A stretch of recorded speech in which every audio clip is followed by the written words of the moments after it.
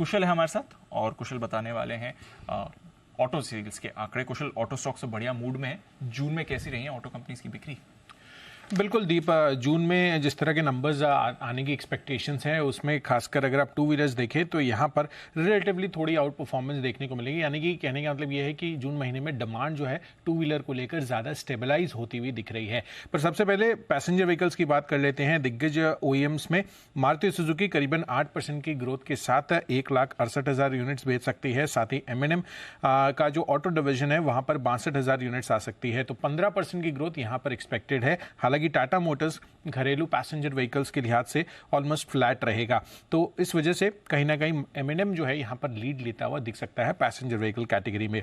जहां तक two wheelers का सवाल है, हीरो मोटोकॉर्प 3% की ग्रोथ एक्सपेक्टेड है। साथ ही बजाज ऑटो पर ध्यान रखिए, यहाँ पर ओवरऑल जो सेल्स है वो 1% की ग्रोथ की एक्सपेक्टेशन है। हालांकि जो टू व्हीलर है टोटल में करीबन 5% का फॉल हम एक्सपेक्ट करके चल रहे हैं। अब यही देखना है कि यहाँ पर जो इनका एक्सपोर्ट्स आंकड़ा आता है वो कैसा होता है, क्योंकि नाइजीरिया में जो इश्यूज चल रहे हैं उसका कितना इंपैक्ट आता है ये इस पर फोकस करना है। टीवीएस मोटर्स यहाँ पर 6% की ग्रोथ एक्सपेक्टेड है। 3,11,000 यूनिट्स कंपनी टू व्हीलर के लिहाज से बेच सकती है।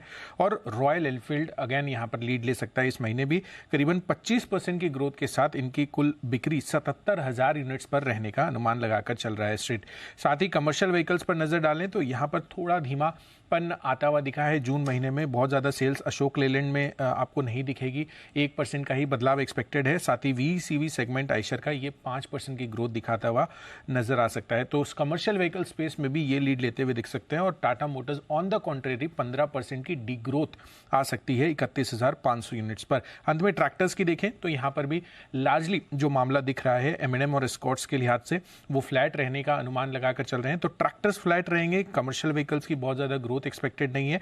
But overall two wheeler space में अच्छी डिमांड ग्रोथ एक्सपेक्टेड है। और साथ ही पैसेंजर व्हीकल्स में भी दो कंपनियां और खासकर M&M ने काफी अच्छा प्रदर्शन करने की उम्मीद लगाकर चल रहे हैं। ओके, ये है आपके लिए ऑटो बिक्री के अनुमान।